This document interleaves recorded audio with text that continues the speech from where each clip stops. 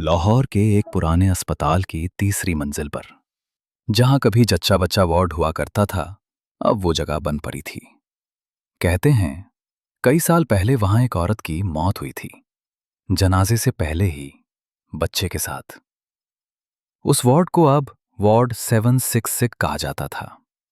सिर्फ इसलिए नहीं कि उसका कमरा नंबर यही था, बल्कि इसलिए भी कि वहां सिर्फ वही लोग दाखिल होते थे जिनका नसीब अल्लाह ही जानता है। इस्लामाबाद से आई एक नई नर्स अमीना का उस अस्पताल में पहला दिन था। शिफ्ट नाइट की थी। उसे वार्ड नंबर 6 में राउंड लेना था। जैसे ही वो तीसरी मंजिल पर पहुंची, उसका मोबाइल अचानक बंद हो गया, बिना बैटरी खत्म हुए।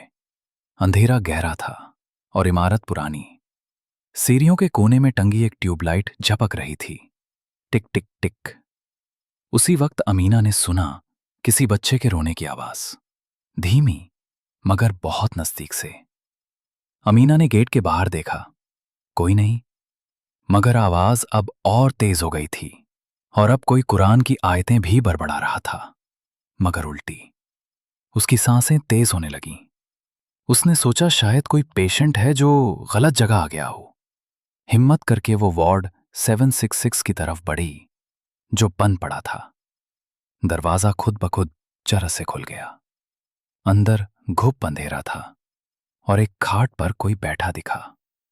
सिर पर काली चादर, गोद में एक कपड़ा जो जैसे किसी नवजात को लपेटे हुए हो। अमीना ने डरते डरते पूछा, बीबी, आप यहां क्या कर रही हैं? ये वार्ड तो बंद है। औरत ने कोई जवाब नहीं दिया। अचानक वो खड़ी हुई और धीरे धीरे अमीना की तरफ बढ़ने लगी, बिना कुछ बोले, सिर अब भी झुका हुआ। अमीना ने पीछे हटना शुरू किया, लेकिन दरवाजा अब अपने आप बंद हो गया था। औरत ने सिर उठाया। चेहरे पर कोई नूर नहीं था, आंखें थीं ही नहीं, बस दो काले गड्ढे। उसने धीमी आवाज में कहा, मैंने सुना था अजान के बाद ये दरवाजा बंद रहता है, तो फिर तुम क्यों आई हो अमीना? अमीना कांपती हुई बोली, आप मुझे कैसे जानती हैं? औरत धीरे से मुस्कुराई और बोली, क्योंकि मैं हर उस लड़की को जानती हूं जो किसी दिन मेरी जगह लेने वाली है। अमीना की आंखें खुली की खुली रह गईं। उसने देखा कपड़े में कोई बच्चा